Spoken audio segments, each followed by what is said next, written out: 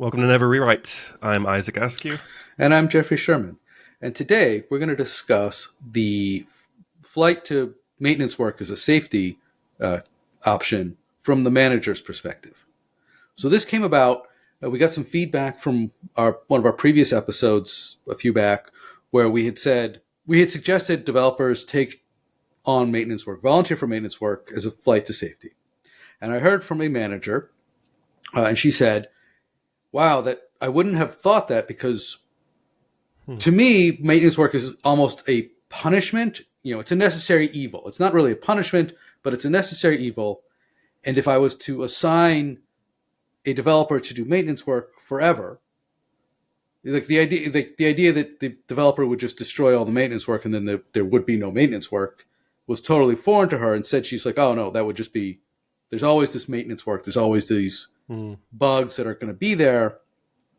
And if I assign somebody this, and I set the expectation that like this is yours forever, so make it go away.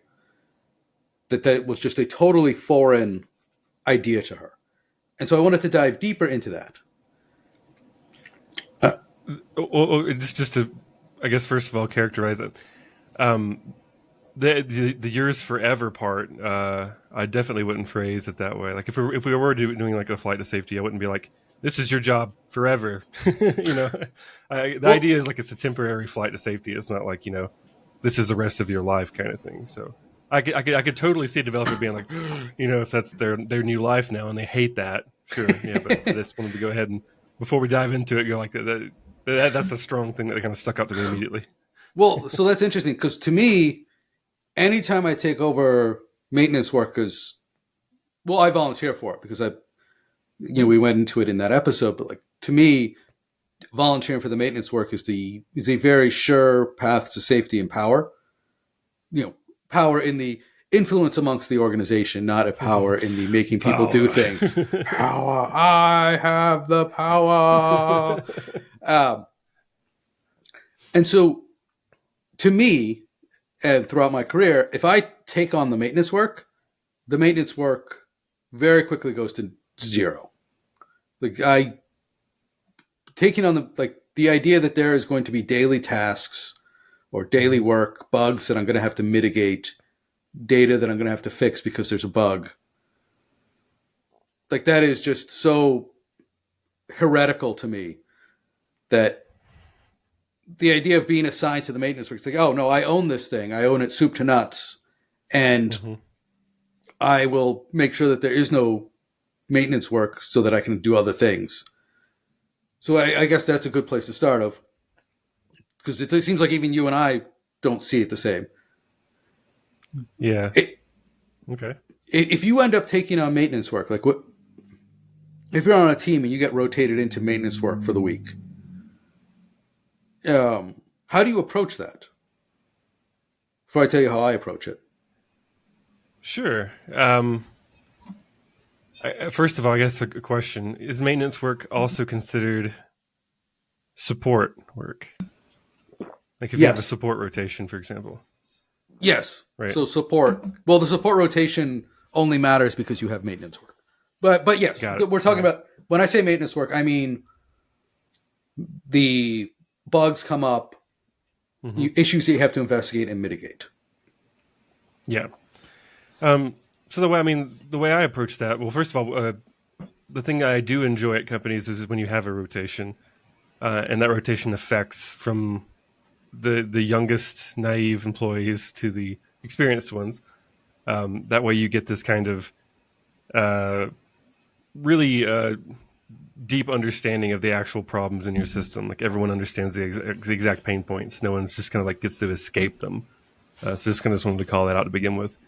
But the way I approach it is not necessarily from like, I don't approach it from the concept that if I do enough maintenance work, it will go away. To me, it is like just like a evergreen problem. You will always have some kind of maintenance.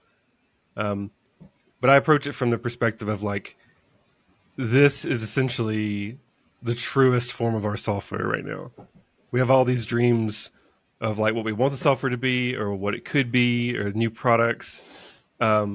But what people are actually experiencing every day and the bugs they report and what you get stuck on to go through and try to fix or maintain that's the reality of the system. And I feel like understanding that reality is super important, because if you can actually solve those problems, you not only solve the customer's problems, but you alleviate the stress from the rest of your team. So their support rotations get easier if you fix outstanding bugs that keep causing more support requests. They're like basically like time suck generators, because each week, some engineers will get pulled off on them. If you fix them, Yeah. engineers are happy and the customers are happy. So to me, it's exciting to get put on maintenance work, because you get to see all the issues in your system, and then maybe even like make your own little master plan of like, oh, if I were to, be able to suggest things one day, I would tackle them in this order, because this would have a cascading effect on like freeing up time in an organization and just making everybody happier. Yeah, I think one greatly underappreciated thing, developers often say, oh, I just want to write pure software. There is no more pure software than hunting down and fixing a bug. It's the software being used, yeah. Right, it's a software we don't being live in a used. dream world. You are, right, it requires you to build a mental model of what's going on, what people did. Like, it is the purest expression of software. You are in the software. Yeah. You can limit yourself to the universe that is the software. And so I have never understood the argument of, oh, I don't want to deal with bugs. I just want to be pure I just want to be purely in software. Like, that's, bugs are pure. Yeah, I just want to write. I think that's what they really mean. I want to make the bugs. Yeah, I don't want to fix it. That's hard. I got to think about the system then. I think that it just goes along with, it's just a really human emotion, right? Like, even like, for example, I'm about to move into a home next week, and there's excitement for moving into that home. And once I get into that, then all the reality is going to hit me that I have to keep track of like all the the AC unit and the water heater failing after X amount of years, and the seals on the windows are getting kind of old and they need to be replaced in a couple more years. All of that maintenance work is like part of having the good home. Like, the home doesn't exist without that. If you could be, oh, I wish I could just live here and never have to worry about any maintenance. Well, congrats. There's a method for that. It's called apartment rentals, and they'll do all that for you. So that's the flip side of it. There's not like a perfect world where you just get to have your cake and eat it too. Like, that's the part of it. That the maintenance is keeps the dream alive. Okay. So I think we've established, or we've mentioned many times, that you and I are odd as developers in that we like the pure maintenance. We like the challenge of a pure project, or of a pure bug, and the maintenance work. And most developers don't bring the idea of, oh, well, if I'm going to support work, let's go with support, right? Like, I'm going to fix all these support problems, and then they're not going to be here anymore. And, I'll have such an understanding of how everything works and impacts each other that I will gain influence and power within the company and the organization. And so, from a manager's perspective, putting people on support rotations or telling them to do the maintenance work feels like they're like a necessary evil. Like, it's a thing that you have to do. It's like, getting your kids to brush their teeth twice a day. As a parent, your kids are going to be like, I don't want to do it. And you're going to be like, well, you got to do it. Yeah. I often have that image in my head when I hear developers being like, I don't want to do support rotations. And, from this conversation with the manager, she had a similar feeling of, oh, it's one of these things that as a manager, I have to push people to do. Yeah. And so,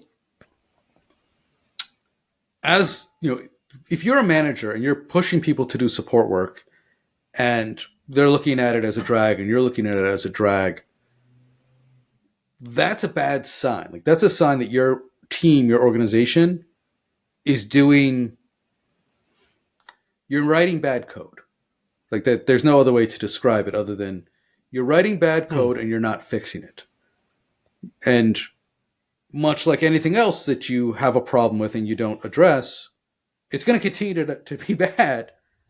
Yeah. And the fact that people don't want to do it is a sign that you're not addressing it. And it's a sign that you are covering over, you're mitigating problems, you're not fixing them. And so I think for if you're a manager and people are pushing back, you need to have a almost a retro every week. Yeah. Gather all the incidents that happen, all the support tickets that these developers had to do, and make sure that they actually fixed them, not mitigated, or if they couldn't find it, right? Like, hey, this crazy thing happened, and then we had to rebuild this database table, and then it was fine, but we don't know what set Yeah. off this whole thing. Right. Okay, fine. Keep that open and keep coming, like, not keep coming back to it, but like keep it in the top of mind. Like, hey, this is something happened and this happened. And sooner or later it's going to happen again, right? As a Right. manager, start picking up those project management chops of, okay, you are the manager. You're now responsible for ensuring that the support stuff gets fixed. And Yeah. any support ticket that the developer closes and it didn't, it comes back, that's a discussion. Like, why did it come back? What did we do Hmm. that caused it to come back? And you have to start being a driving force. Like if you're in the Yeah. Well, you're hitting on the theme of accountability, I think. yeah. Because you're as a manager, you're making them more accountable for like why was there a regression here?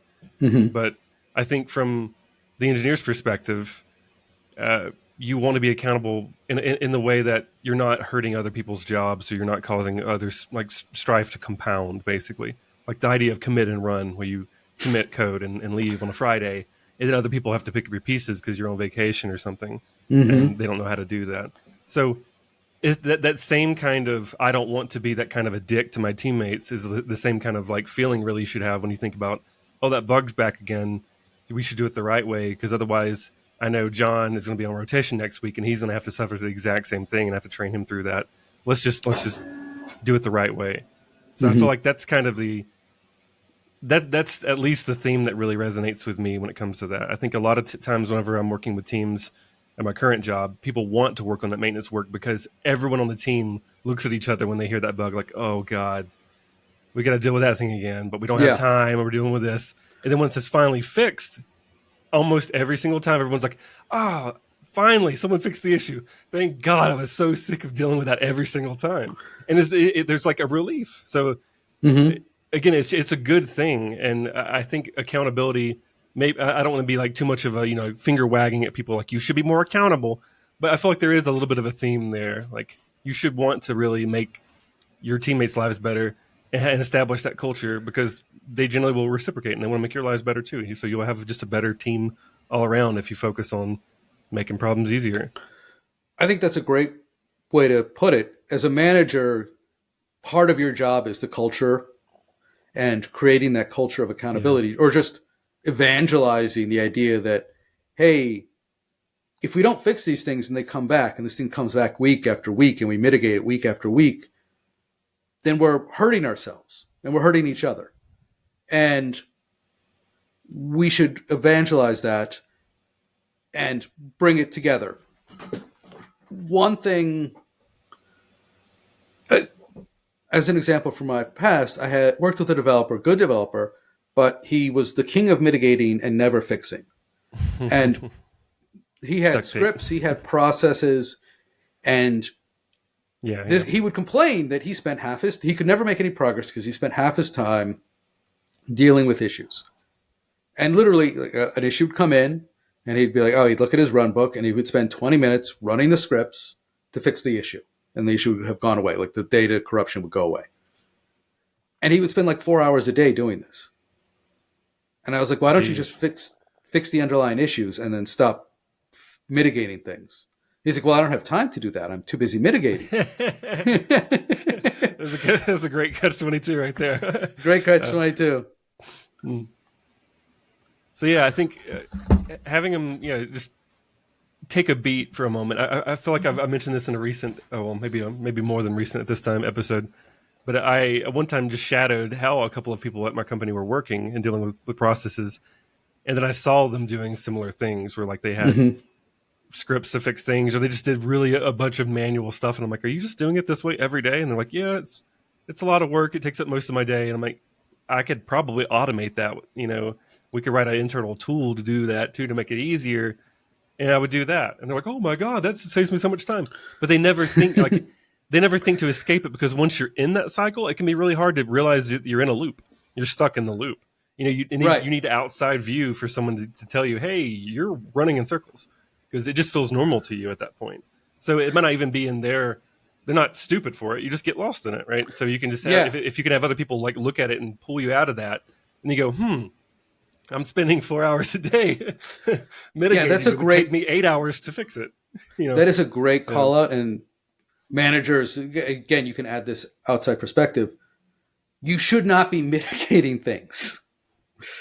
And when you're in it, you can lose sight of you lose the forest for the trees. But as a developer, if you've mitigated a problem, the rule of three, if you've mitigated a problem twice, there's something wrong. Yeah. Right? You really need to fix it that third time. And managers, part of what you should be doing is adding that perspective of, look, we've mitigated this. I've seen this ticket before. We've mitigated this before. Yeah. Let's fix it. Because yes, mitigating this is going to take 30 minutes, and fixing it might take a day or two. But having this thing as a reoccurring, people greatly underestimate just how deflating and what's the word I'm looking for? Motivationally killing having to fix and mitigate the same bug. I know if I see something come through and I'm just like, oh.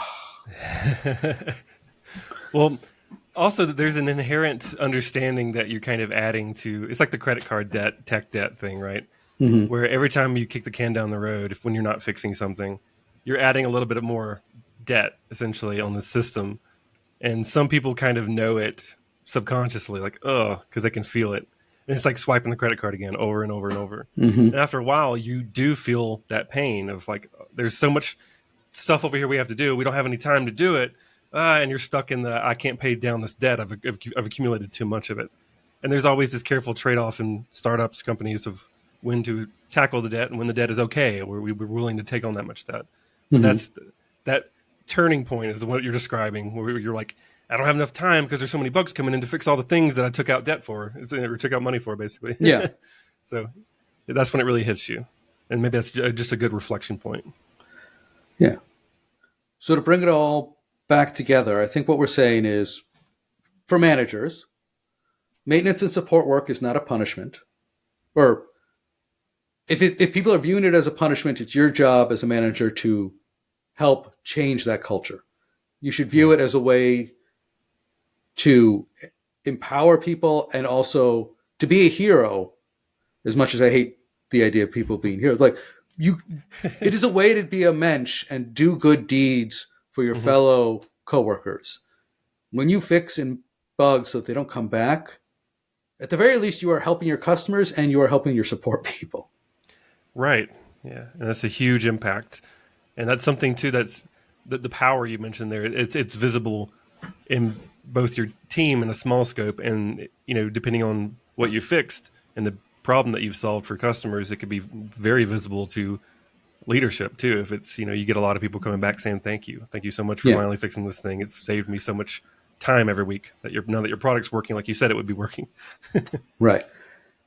The second thing is, if nothing else, apply the rule of three. The third time you see the same issue come in, make sure that developers aren't mitigating it, but they're actually fixing it. That isn't exactly the rule of three, but for managers, close enough. And just changing your culture so that, and I guess internalize the idea that if you actually are proactive and attack your maintenance and support burdens, they will go away. And you will discover that you have so much more, not free time, but you'll have so much more developer time and you'll get so much more done. In fact, you might have enough time freed up to work on that internal tool finally that you needed to make it even better in other areas, or just go ahead and get ahead of other issues. So, you'll find that your developers are full of ideas to smooth out the process. And this is the core of go slow to go fast. All of a sudden, having fixed all your support and maintenance things, they will also understand the process. And all of a sudden, they'll start working on tools and things that people didn't know that they needed. Right? People can't Right. see the forest for the trees. They accept the system, even though the system it's your system. There's no it's not some external force like gravity where you can't really impact the system and you have to deal with it. The system is the system that you wrote the system. You can change it. Hmm. Awesome. Should we leave it there? Think so. Sounds good. Awesome. Thank you so much for listening. I'm Jeffrey Sherman. And I'm Isaac Askew, and this is Never Rewrite.